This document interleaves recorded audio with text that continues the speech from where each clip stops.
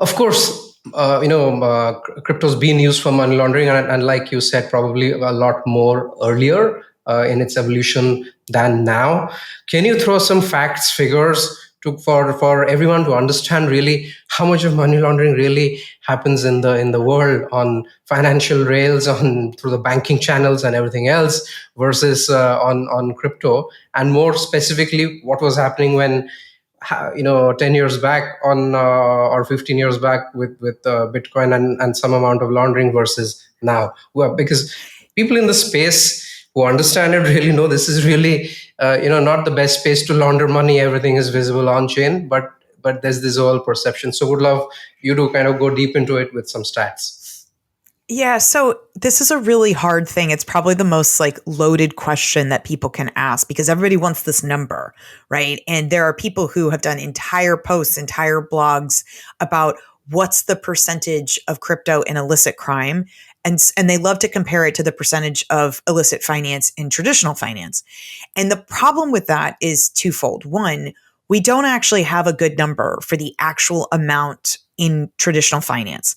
There's this number that's been floating around for years, I think from like a UN report that was like 5%.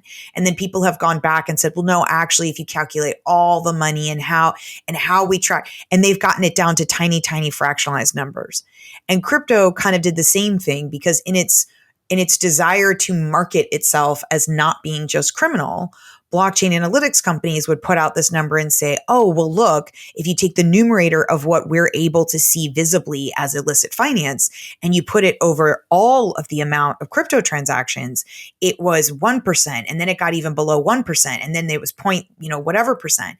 But the problem with that number was that the numerator, to your point, only included what we could see, which was on-chain activity, which left out tons of off-chain activity that would have shown some of that even more was illicit. And then also it didn't include the fact that the denominator is a total cap that includes an unknown amount of wash trading, right? So like not actual activity. So the number law enforcement would tell you is absolutely higher than that 0.2%. So you have a number in TradFi that we know is X, and we have a number in crypto that you know is Y. And I get really frustrated when people want to use this number because to me, it's stupid.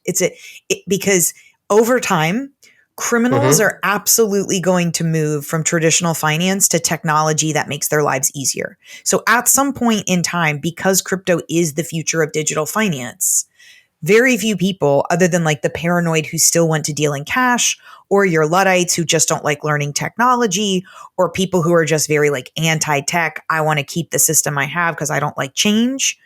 But eventually, nearly all illicit finance will likely move over into crypto. Now, the exception to that is crypto, to your point, is so visible that you can actually do anti-money laundering and countering terrorist financing, AML/CTF.